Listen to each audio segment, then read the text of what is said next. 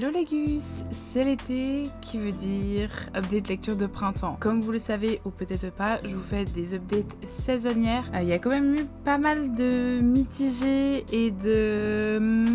ouais. Déjà en avril c'était mon anniversaire et j'ai eu assez de points à ma librairie pour avoir un petit bon cadeau. Et du coup je me suis acheté un hardback du... Comment c'est pas un hardback ça s'appelle? Un livre qui retrace tout l'art et le processus créatif derrière le film Princesse Kaguya, je sais pas comment il s'appelle en français. Et c'était super intéressant et ça me donne envie d'en acquérir d'autres. Vous connaissez mon amour pour Alice Smith et ses nouvelles saisonnières, toujours aussi artistiques, toujours aussi farfelues, mais cette fois-ci on va parler de l'immigration. Beaucoup plus lourd que les dernières nouvelles. Je crois que c'est celle pour le moment avec Automne qui m'a marqué le plus. Et là je n'ai qu'une hâte, c'est de me procurer Été. Chaque livre pour le moment était très représentatif de sa saison. J'ai lu ensuite Madame Burova de Ruth Hagen, Shiny Shiny, que ses couvertures sont toujours aussi moches, hein. Je suis désolée à cette autrice mais je n'aime pas du tout les couvertures. Madame Burova qui est clairvoyante et Billy qui elle essaye d'avoir un nouveau départ à Londres. En fait leur chemin va se croiser parce que il y a un lourd secret et du coup en fait on va partir sur la recherche de la vérité. Elle a une écriture très feel good, c'est des sujets qui sont importants,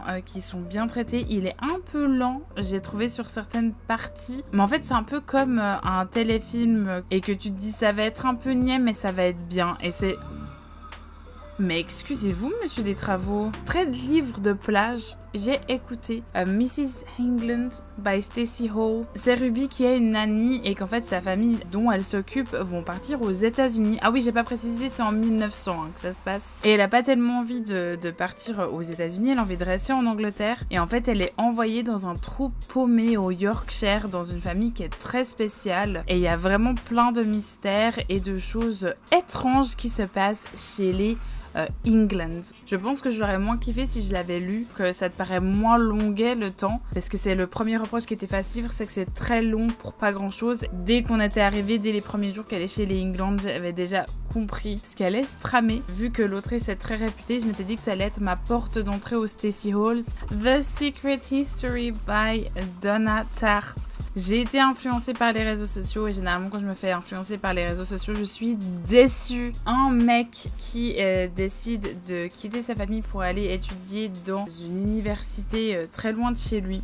Il aimerait pouvoir continuer à étudier le grec ancien, mais en fait quand il arrive dans cette école, il se rend compte que c'est très élitisme et que le professeur de grec n'a que 4 ou 5 élèves, enfin ils sont très peu. Il se rend compte que c'est un peu comme une secte, il y a beaucoup de secrets. En fait ce qui n'était pas précisé dans les TikTok, c'est que ce livre date des années 80 et que du coup il y a beaucoup d'idées dérangeantes et déplacées, parce que moi je ne le savais pas, je pensais que c'était une nouvelle parution, c'est de ma faute, je n'ai pas vérifié. Et en fait l'histoire est ultra lente, il se passe rien, je vois absolument pas l'intérêt. Il y a 10 000 fois plus de livres qui sont mieux écrits et mieux faits sur ces mêmes thématiques, c'est extrêmement prévisible donc non. Un livre que j'avais envie de lire depuis un moment, c'est Persepolis. Je n'avais pas vu le film, j'avais envie de lire le roman graphique en premier et je dois dire que je suis contente de l'avoir lu parce que j'ai appris énormément de choses. Parle du coup de son enfance en Iran et de tous les régimes qu'elle a vus, de toutes les horreurs qu'elle a vues, que je suis hyper peu éduquée et renseignée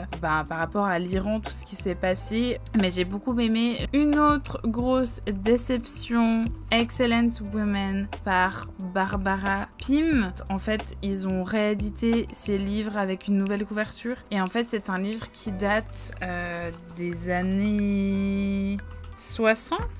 Première année de publication, c'était en 52. Ce livre est en fait contre l'indépendance de la femme. Du coup, on suit l'histoire de Mildred, qui est une femme célibataire. Je crois qu'elle a bientôt 30 ans, elle a plus de 30 ans. Elle vit seule, elle a sa petite vie, ses amis, que notamment elle aura des nouveaux voisins qui vont arriver. Un couple marié dont le couple bat un peu de l'aile et que Mildred va tomber un peu sous le charme du monsieur. Mildred, en fait, n'a aucune évolution de personnage et en fait se conforme au fait qu'elle doit devenir femme au foyer et mariée. J'ai fait des recherches sur l'autrice parce qu'on disait que c'était la Jane Austen des temps modernes, mais alors j'ai pas du tout retrouvé la même plume, j'ai pas du tout retrouvé le même humour. Donc voilà, grosse déception, elle va être vendue. Autre grosse déception, The Keeper of Stories de Sally Sally Page, que j'ai aussi détesté. Je pense que là, je n'étais pas la cible. En fait, on suit une femme de ménage et on parle du fait qu'elle garde beaucoup de secrets de ses clients. Pour une fois dans sa vie, c'est une de ses clientes qui va écouter, son histoire. J'en ai marre de ces livres qui font croire que c'est une histoire d'émancipation de la femme. Personne de 40 ans qui a un mariage pourrave, qui se casse directement dans les bras de Josh, le poissonnier du coin, qui est sympa. J'ai envie d'une histoire d'une meuf qui prend son indépendance, mais d'elle-même. Vous savez, ces métaphores, genre le mariage c'est comme un pot de yogourt, quand t'arrives vers la fin, c'est écœurant et amer. Non, arrêtez avec ces métaphores nulles, on a compris. Même les secrets étaient prévisibles, les Cléopâtre et Frankenstein de Coco Mellors. Je l'avais vu absolument partout et l'histoire m'intriguait de ouf. On suit Cléo qui est anglaise, qui est allée vivre à New York. Elle a rencontré Frank et ils se sont mis rapidement en couple. Il y a une grande différence d'âge dans le couple. À un moment, le visa de Cléo va se terminer. Frank va lui demander de se marier avec lui pour les papiers, mais aussi parce que ils ont un amour passionnel et passionné. Il n'y a pas grand chose qui se passe. Quand j'ai fini le livre, j'étais énervée qu'en fait on a eu que 1 ou 2 chapitres sur le point de vue de Cléo. Et en fait, je pense que c'est tout ce qui est hyper intéressant sur ce livre. Qu'est-ce qu'une femme peut dégager et comment les gens peuvent la juger sans la connaître. Donc le fait qu'en fait on ait que des gens qui parlent de Cléo et qui pensent savoir ce que Cléo veut. En fait, il y a des moments où tu crois ces gens qui disent des choses horribles sur elle. Et en fait, quand t'as son point de vue, t'es là, oh putain. Vraiment très intéressant, mais soyez dans un bon espace mental pour le lire parce qu'il est très dur. Le portrait de Dorian Gray de Oscar Wilde, revu et revu, tout le monde en parle. C'est l'histoire de Dorian Gray qui décide d'aller se faire tirer le portrait. Une fois qu'il y est, en fait, il aura 2 amis, donc le peintre et un autre, qui lui dira en fait qu'il ne ressemblera jamais plus à ce qu'il ressemble à ce portrait parce qu'il va vieillir. Il se rendra vite compte qu'en fait ce n'est plus lui qui vieillira mais le portrait. Ce livre, je l'ai lu dans un moment de ma vie où j'étais pas au top. En fait, c'est ça, chacun peut faire son interprétation. Oh boy, Dorian, tu fais des choses horribles. En fait, il m'a apporté des réflexions que je n'avais jamais eues et c'est la première fois de ma vie où j'ai eu envie d'annoter un livre que j'attendais avec impatience et je l'ai commandé le jour de sa sortie.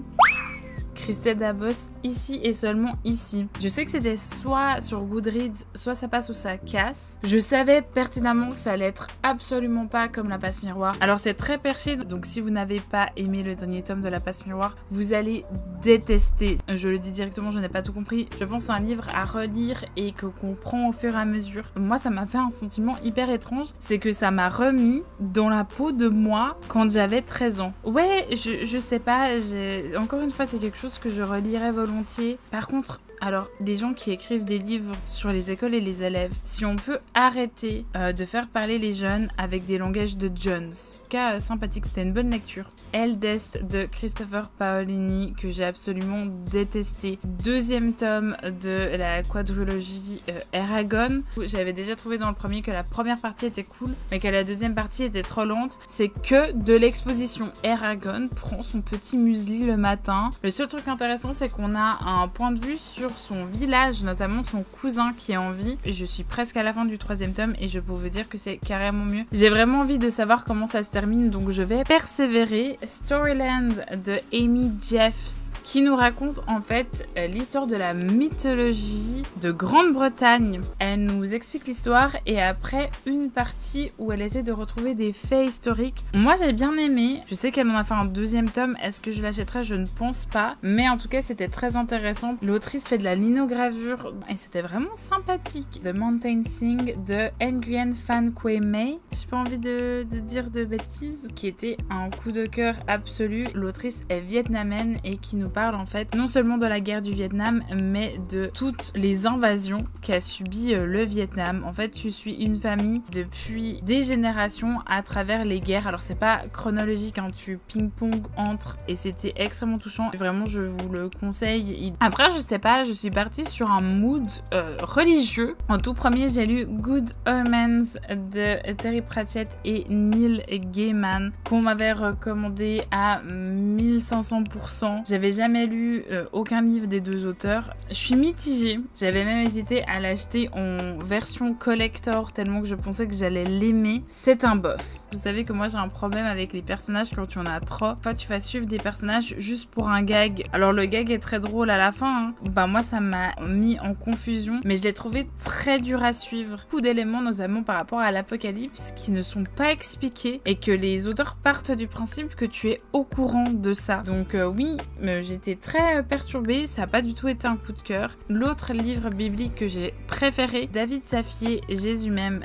David Safié est un de mes auteurs favoris. Marie, qui en fait croise Joshua et une petite romance s'installe, mais Joshua est persuadé qu'en fait il est Jésus. Très sympa, du David Safié, du feel good, mais on te met du feel good quand même en te passant des petits messages un peu philosophiques qui sont très cool. Donc j'étais très contente de revenir à un petit bouquin. Et j'ai lu George Orwell, Animal Farm, qui raconte l'histoire d'une ferme. Le pouvoir est repris par les animaux, on en a marre de se faire exploiter. Et après on suit qu'est-ce qui se passe après. Je trouve que c'est un livre très intéressant. En plus, moi, il était illustré, vachement cool, très court. Donc, si vous voulez vous mettre également au classique, c'est une centaine de pages et c'est très facilement. J'ai lu Family of Liars de E. Lockhart, que j'ai vu qui venait de sortir chez vous. J'avais beaucoup aimé We Were Liars. Soit vous devez lire le premier, ou alors si vous n'avez rien à foutre d'être spoilé, vous pouvez lire celui-ci. Donc, en fait, c'est quelqu'un qui raconte un témoignage de ce qui s'est passé avant. On suit dans les deux bouquins une famille de richoux qui ont leur île privée l'été et chaque été, ils partent en vacances sur cette île et il se passe des déboires. Le rythme était beaucoup mieux, mais là je pense que c'était beaucoup plus plausible et beaucoup plus touchant. Une bonne lecture de plage aussi. J'ai écouté en audiobook les Six of Crows. Je pense pas que ces livres seraient aussi bien passés s'ils n'étaient pas été en audio, tout simplement parce qu'ils sont extrêmement lents. J'ai détesté de nouveau des métaphores qui n'ont ni queue ni tête. La nuit était aussi noire que le caca d'un panda qui avait rôti sur le grill. J'ai mis énormément de temps à me mettre dans l'histoire. Les Six of Crows, ce sont des criminels qui se mettent ensemble pour faire le casse d'une vie. J'ai préféré le deuxième au premier. En fait, j'ai trouvé que les histoires des personnages étaient beaucoup plus développées et beaucoup plus touchantes. Le premier aussi, que pendant la plus du moitié du livre, on n'a pas encore arrivé au lieu du cambriolage. Donc ce qui est extrêmement frustrant. Du coup, je me suis un peu prise au jeu, surtout le deuxième livre. J'avais vraiment envie de revenir et d'écouter. Tandis que le premier, j'avais pas envie d'y revenir. Je dois dire que ça m'a quand même titillé. Enfin, en tout cas, d'écouter Kings of Scars. Bien sûr que c'est beaucoup mieux que Grisha que j'avais absolument détesté. On finit sur deux livres que j'ai énormément aimés. Le premier, c'est Fahrenheit 451 de Ray Bradbury. On est dans un futur où les pompiers n'éteignent plus des feux mais en créent en brûlant les livres parce que les gens ont peur du power is knowledge, donc ils ont peur de la connaissance et c'était super intéressant. T'es pris dedans quoi, et il est aussi très court et je viens de remarquer que c'est des livres sur la couverture, ces gros traits, mais quel débile. Si je le relisais ça deviendrait un coup de cœur, je ne sais pas. Je pense que le dernier c'est quand même un coup de cœur de ouf. C'est T.J. Klune, Under the Whispering Door, qui est aussi sorti chez vous il y a un bail. Je crois qu'en fait je prends des livres qui sont très aimés de chez TikTok. Je suis un peu déçue, je reste sur ma faim. Donc j'avais très peur. Coup de cœur en fait, donc ça raconte l'histoire de Wallace, vraiment un gros capitaliste de merde qui traite les gens comme de la merde, qui va mourir d'un arrêt cardiaque. Une faucheuse va venir le chercher et il va se rendre dans un petit magasin de thé où en fait c'est un peu l'endroit où les spectres vont refaire un peu le point pour ensuite partir sur l'au-delà. Sauf qu'il va y avoir des péripéties. Quand je dis péripéties, pas beaucoup, hein. Parce que T.J. Klune, à ce que j'ai compris, son écriture est très lente. Normalement je n'aime pas ça, mais là c'est extrêmement bien maîtrisé. Je ne me suis absolument pas ennuyée. Pose beaucoup de questions sur est-ce qu'il est trop tard pour se faire remettre en question, est-ce que c'est trop tard pour en fait régler des problèmes qu'on a causés par le passé. Encore une fois, une question de perception, comment les gens nous perçoivent. Il y a beaucoup de questionnements qui sont faits. En fait, moi c'est ce que j'avais peur dans le livre, c'est que ça se focus que sur ça, que sur Wallace, les clichés du personnage méchant qui devient gentil. C'est pas ça le focus du livre. Et en fait, vu que ça se passe sur plusieurs années et qu'il y a des ellipses, bah en fait on nous montre pas toute la remise en question de Wallace. Et du coup, bah ça arrivait à la fin de mes lectures. Voilà.